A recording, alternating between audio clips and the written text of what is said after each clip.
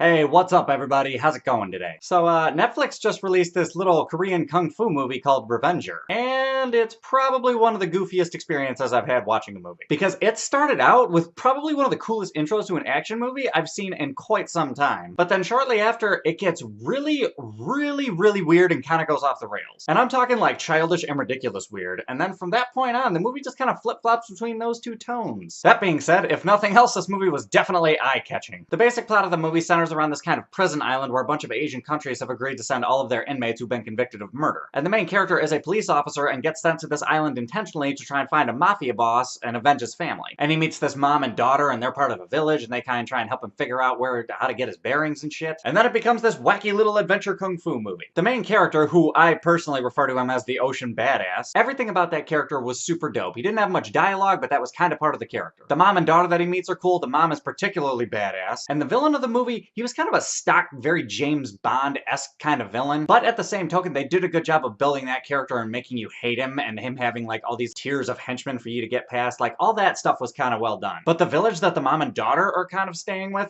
is just batshit crazy and made no sense and should not have been in the movie. The movie went from super dope action kung fu movie to like this weird slapsticky, idiotic comedy that never really worked, and it's all this like childish nonsense. The first time you see these characters, they're just these bumbling idiots who are kind of doing like this pre-fight dance that almost seems like a cheerleading squad. And I shit you not, there is an elder in the village who's kind of like the shamanistic healer type of dude. He tends to go crazy every once in a while, and the only way to snap him out of it is for somebody to make out with him, and they have to have a mustache or something, I think. I legitimately have no fucking clue why that was in the movie. And the real bitch of it is that that whole crew kind of takes up the majority of the screen time. Now, if there was only one of them and he was just kind of like the singular village idiot or something, I could have tolerated that. But instead of that, they decided to put every village idiot from every village ever and put them all into one. Which sucks because the rest of the movie was kind of awesome. Like, all the fight scenes I was super engaged with. And not that the action is like old boy level awesome, but it's pretty good though. There's definitely some oh shit moments when people get their bones broken. But it's such a bummer the fucking village people gotta ruin everything. But anyway, despite everything I've said, I overall did come out with like a really interesting experience. And that being said, I think for a score out of 10, I think I'm gonna give it a 5.7.